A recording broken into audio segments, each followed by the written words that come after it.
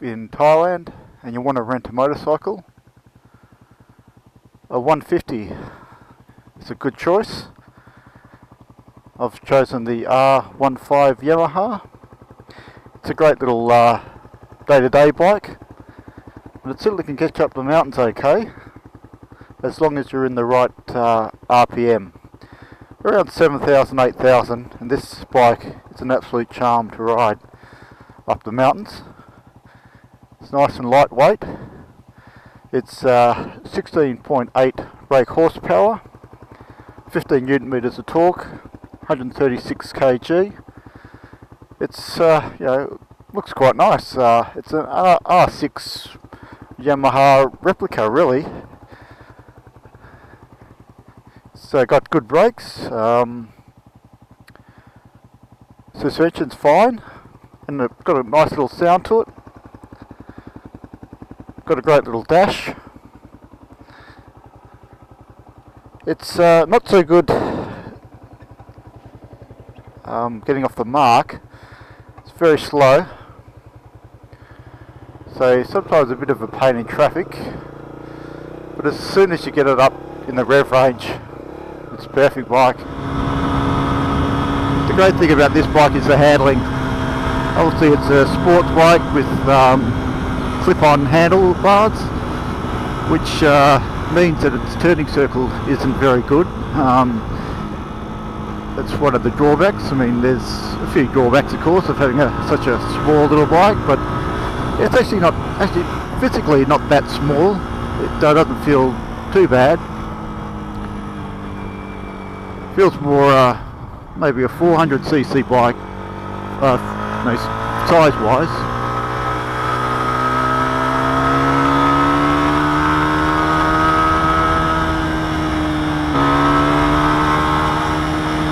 There you go, it's got enough power to get past cars.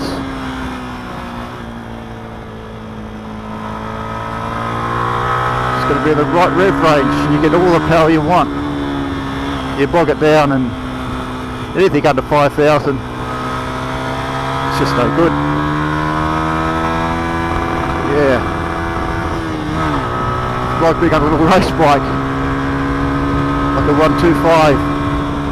It's a single cylinder, and it's amazing that there's hardly any vibration at all. I feel a little bit in the tank on my knees, but very little. It's quite amazing. I don't think I've ever ridden a single cylinder that doesn't vibrate at all. It's very smooth, and again, it's just sublime when you get out and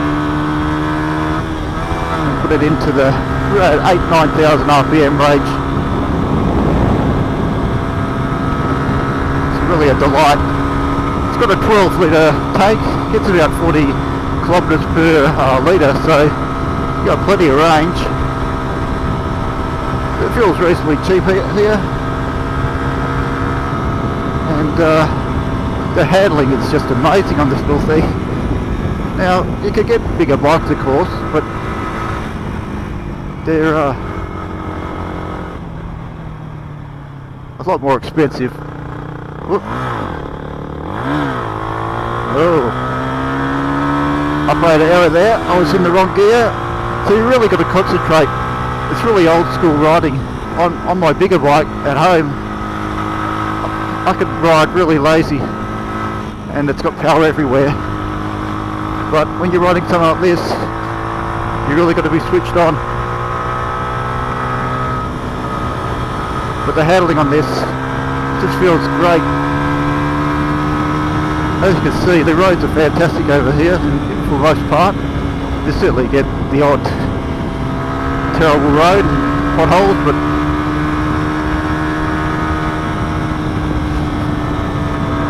it's reasonably cold too. It's the perfect time to come to Chiang Mai for motorcycle riding is November to January. So it's December at the moment, and it's just beautiful. It's actually a bit cold. I should have brought my jacket liner. You don't know what's around each corner around here. Sometimes I was riding yesterday and I saw an elephant. It's never surprise you, and then suddenly you'll get a switchback road corner, so you've got to be really switched on. But nice riding. It's just and it's fairly early. It's around about 9 o'clock on a Saturday morning. Not much traffic around.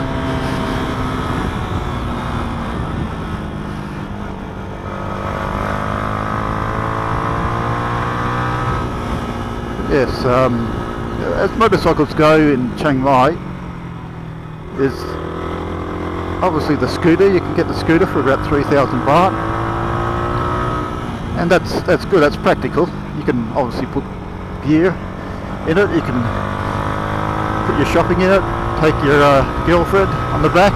This thing, you wouldn't want to put a pillion on the back of this thing. Oh, well, it just wouldn't be much fun at all. So it really is just a single person bike.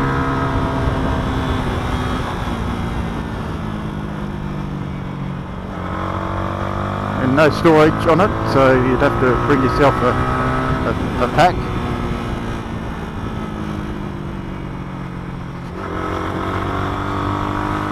And you could get the bigger bikes. You could get all the way up to R1200 GS's for well, a lot. About 15,000 baht. You start to get some good bigger bikes. That's a day though. That's each day. I'm getting this for 6,000 baht for the whole month. Sure, it has its drawbacks, especially off the mark. It's very slow. But when you've got it in its perfect rev range and riding like this on these sort of roads, it's just brilliant. This works out to be $8 a day Australian. From American, that's probably $6. It's incredible. When you're hard braking, it just settles perfectly. It's just really well balanced. The Yamaha boys know what they're doing.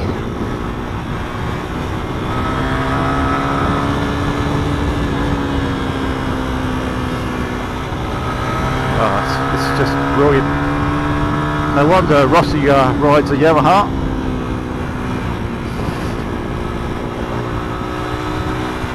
Even as a first bike, this would be pretty good for somebody in my country. Fortunately, we don't get a lot of these sorts of roads. Well, not in every part of the country. Sometimes you don't know which way the corner's actually going, so it's hard to go too fast. And as I say, sometimes you just don't know what's around the corner. It certainly keeps you on edge. But the bike loves this. It's just got to get the momentum going.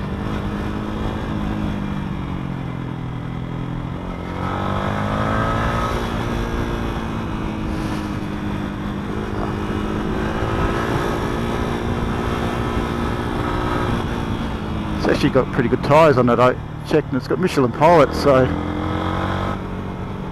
they're very grippy, so it does help to have good tyres, of course, and they're quite new.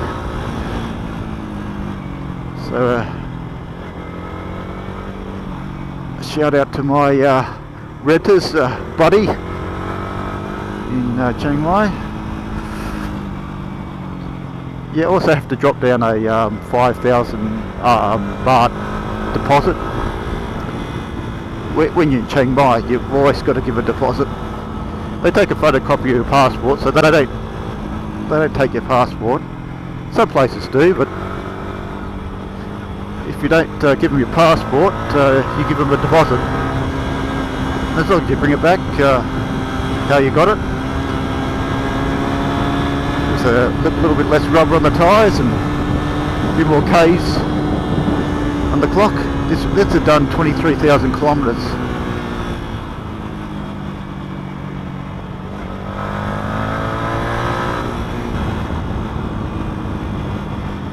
warming up. I can feel it getting warmer as we go down the hill. It's actually quite cold. But this bike is pretty good for wind deflection.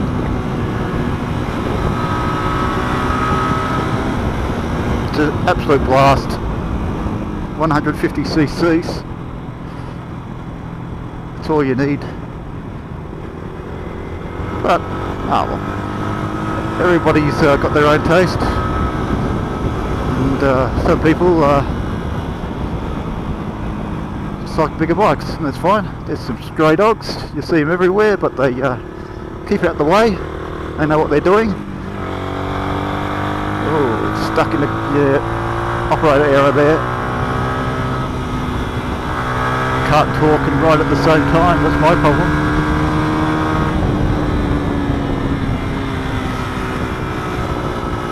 But it's very quiet on these roads. I feel like I've got them to myself.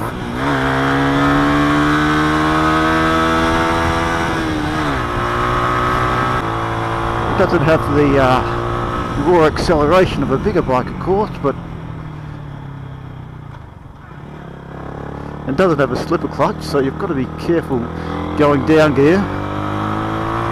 No ABS, so you've just got to be careful. Go back to the old school of pulse braking if anything goes wrong. But as I said, the brakes are very good on this.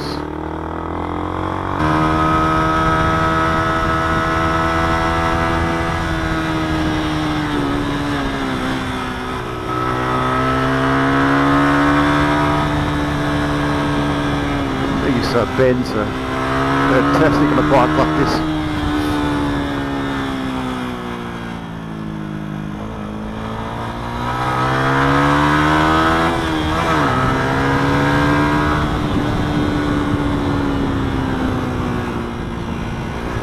You don't want to get overconfident riding,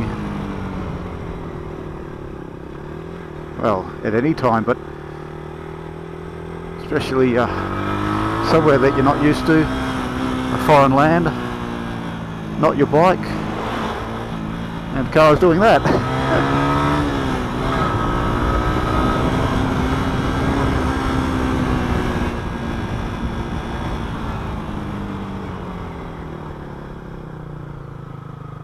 And dogs are walking wherever, and cars doing that.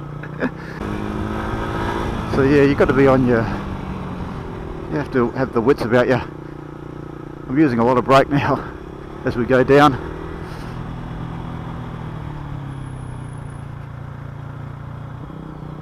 Yeah, so the 150cc bike in Chiang Mai, 5 stars, I tell you.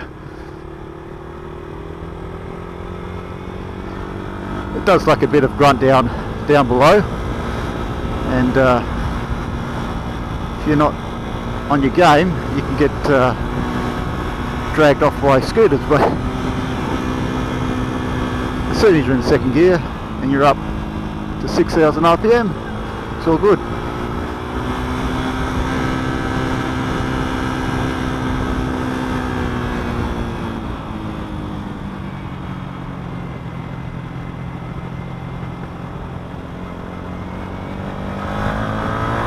Just take it a little bit easier now. Don't want this to be my last video.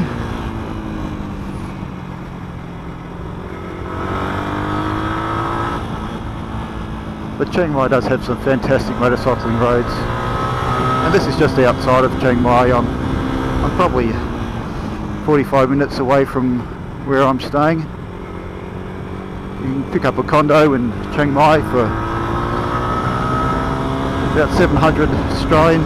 No, a decent, nice one. There's a high. This is high season, so it's a little bit more expensive than normal. But you can. Oh, there's so much accommodation, budget. I'd say I'm in medium, and then of course luxury. So I'm staying here for a month, basically just as a motorcycling trip. And there you go, there's an elephant. Now you don't see that every day, and I've been riding the last 2 days and I've seen 2 elephants. There You do see everything around here. But yeah, so everything's very reasonably priced too. Of course, she's hard on the brake there, but you can certainly spend a lot of money here if you want to. It's got it all here, but this is what I've come for. This is brilliant, and I'm really happy with this bike. Sublime.